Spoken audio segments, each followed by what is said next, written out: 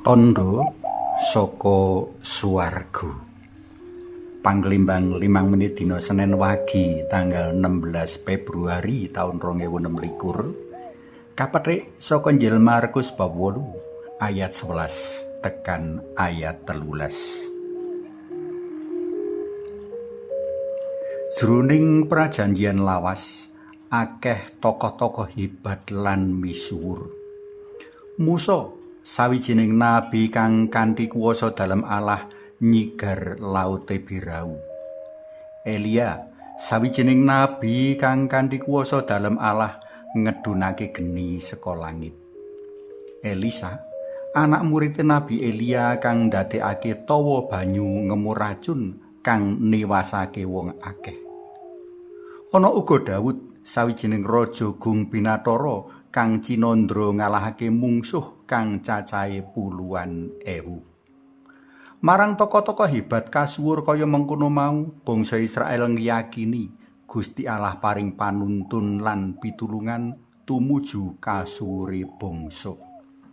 Gegambaran bab tokoh kasuwur isih urip ing ati lan pikirane wong-wong Yahudi kang ing jaman Gusti Yesus sugeng ana jroning regem panindhese bangsa Romawi.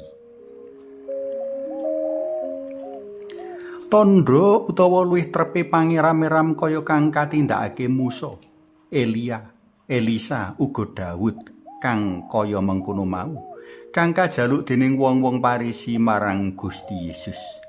Sajake drengki, srei, jahe lan metakil wis mbumpet atine wong-wong mau saka sakeh kabecikan kepara pangeram-eram kang asring katindakake dening Gusti Yesus. Menawa ora nyipati dhewe, akeh kang padha martakake. Kurang apa ayo? Wong-wong lara disarasake, wong wuta kalekake, wong budheg bisa ngrungokake, wong bisu bisa caturan, wong lumpuh lan ceko bisa lumaku lan ngobahake tangan meneh. Maewewu wong keluwen kacawisake pangan. Demit-demit lan prahara padha teluk. Kepara sawetara wong mati bisa urip. Nek ora merga dedel lan dendeng atine rak ora. Mula Gusti Yesus ngendika, satemene jinis iki babar pisan ora bakal kaparingi tondo. Dene jroning Injil Matius Gusti Yesus ngendika, jinis kang ala lan ora setya iki njaluk pratandha, nanging ora bakal kaparingan tondo kejaba mung pratandane Nabi Yunus. Kanthi pratelan iku satemene Gusti Yesus kagungan pangarep-arep muga-muga wong-wong Yahudi padha ngelekake mata atine mring tandha pungkasan saka Gusti Yesus wungu saka sida.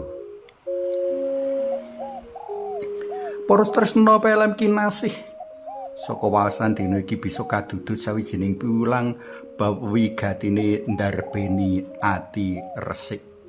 Kanthi migunakake ati resik lan andhap asor, manungsa lagi bisa nyawang Sri Yesus minangka Mesias. Panjenengane luwih saka nabi lan raja panguwasa, jalaran Sri Yesus mono saktemene Allah Putra Mesias sejati kang tedhak ana donya saperlu nebus dosa manungsa lan ngirit marang kamulyan langgeng. Karya panjenengane kang sacara sinengker kapratelake dening para nabi prajanjian lawas. Nguripake wong mati wae wis sawijining pangeram-eram kang agung, apa meneh panjenengane wungu saka sida sawise 3 dina kapetak. Muga awake dhewe ora padha gampang kena pengaruh saka wong-wong kang padha dedel lan dendengake ati, saengga ora kelangan kalodhangan nyumurupi karya asih Sang Mesias kang manjalma dadi manungsa.